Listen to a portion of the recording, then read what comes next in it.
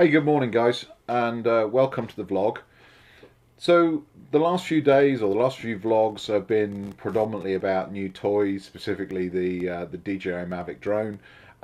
Today, we're going to get back to more sort of normal vlogs. I'm a little distracted today, and I'm struggling to get on with things.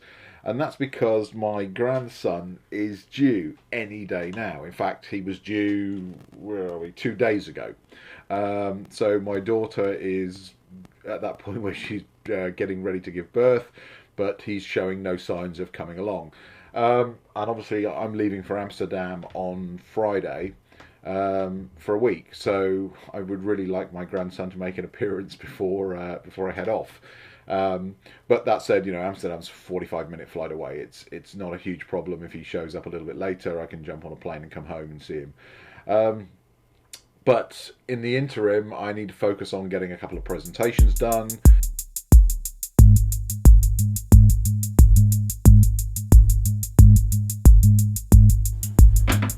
So I thought I'd stand up for a minute. I've been going back to British Military Fitness over the last week.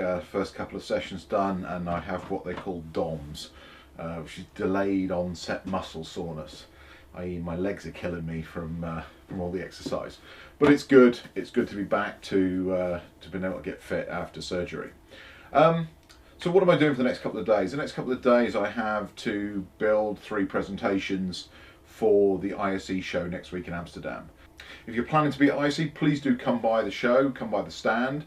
You'll find the Starleaf booth and the UC Open Cloud booth are right next to each other. Come by and see us, and come by to the theatre in that particular hall and watch me make a fool of myself on stage. I'm really looking forward to it. So I'm actually thinking of a new way to deliver presentations, and there are a number of schools of thought on different ways and methods of delivering presentations. So one of the things I believe whenever you get the opportunity to stand up on stage and talk to somebody is you've got to have something to say. You've got to have something that people will take in and they'll remember. Otherwise, why are you there? So I've read many books, been on many courses and different things about how to present in different scenarios to different types of audiences. So they all have takeaways, things you can take from one course and from another course and from this book and that book and put it together to help develop your own style. And one of the things that a lot of people prescribe is what's called the 10-20-30 rule. And it's really quite simple. So it's a maximum of 10 slides. We've all been in those presentations where you see somebody open up their PowerPoint deck and there's 97 slides in the deck.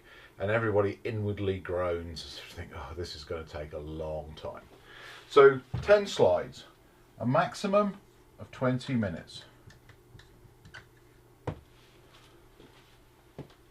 After 20 minutes, no matter how good your content is, you're going to start to lose your audience. This is why some of the great presenters who present at the TED conferences, they limit them to 19 minutes. Because at 20 minutes, people are starting to lose their attention. They're playing with their phones or starting to think about where they're going to go get something to eat. So 20 minutes.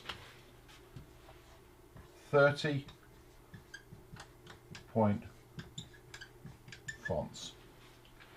So if you keep your typeface, whatever typeface you're using in your presentation, to 30 point or greater, it will stop you putting too many words on your slides. Now, if you put too many words on your slides, what happens is the audience stops paying attention to you and starts reading ahead. And especially, we've all seen those slides that is bullet point after bullet point after bullet point. And all that happens is I stop listening. I stop listening and I start reading. And that's exactly, as a presenter, what you don't want to happen. You don't want to lose your audience to your slides. Your slides are supposed to be there to enhance what you're saying, not the other way around. It's not a crutch. You shouldn't be using your slides to make up for your bad presentation. So this is one way, the 10-20-30 rule.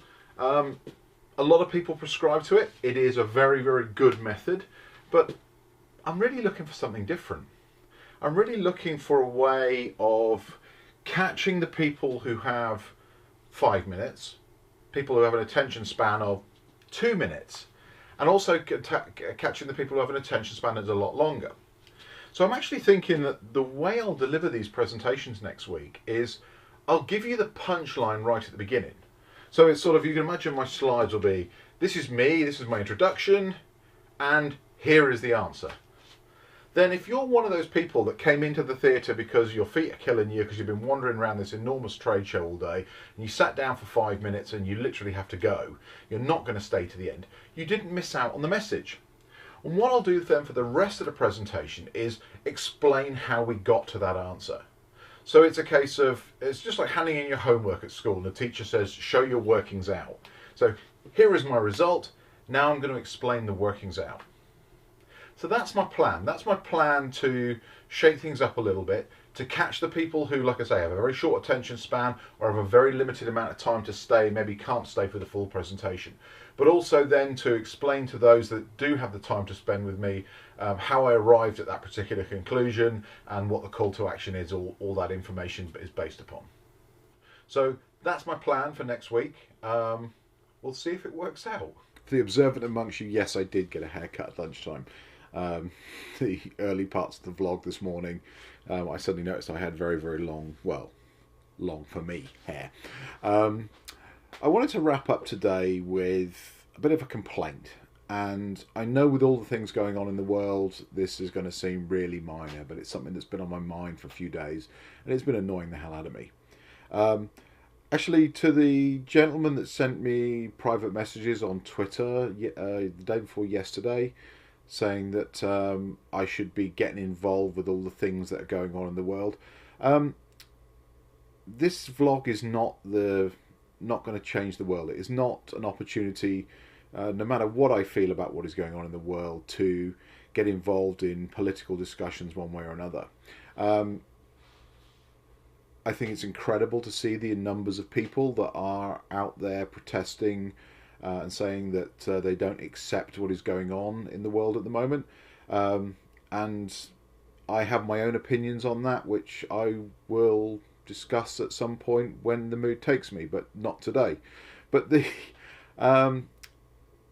fact that somebody thinks that this vlog is something that I should be using to contribute, I think is amazing, because the number of people that watch this vlog is quite small, so I really don't think it'll have that much of an impact. There are much better ways to make a difference. Anyway, back to my my pet peeve for today.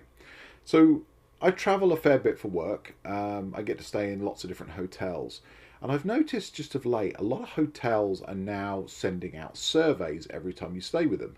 In fact, I stayed at one particular hotel, which I won't name, but I've stayed with them 4 times on 4 different occasions in the last couple of weeks, and I've had 4 requests for satisfaction surveys, plus 2 or 3 from other hotels. And it seems every time you stay in a hotel now, they want you to fill out a satisfaction survey. And I'm sorry, but life's too short to be filling out satisfaction surveys every time you have a service from somebody. So the thing that sort of drove me to this was the one that I received this morning. And again, I won't embarrass them because somebody could end up getting into trouble over this. But the survey said, we'd like your opinions. The survey will only take 20 minutes. I'm sorry, but I'm not going to give you 20 minutes of my time to fill out a satisfaction survey that you will then anonymise all the data and never act upon. Even if I fill out your survey and say I was completely dissatisfied, which I've done before, no one ever contacts you. No one ever really wants to understand. They're more interested in being able to tick the box to say they did a customer satisfaction survey. So if you're going to send out satisfaction surveys, can I recommend that you do what I've seen a couple of really interesting companies do recently? In their email, they just have 3 boxes or even 2 boxes, and it says, were you satisfied, yes or no? And all you have to do is click one of the 2 boxes. And that's it. You don't have to go and log into a website. You don't have to register for an account. You don't have to do anything else other than click one of the 2 boxes. So if you're a customer service manager, please take that on board. Stop bombarding us all with customer satisfaction surveys.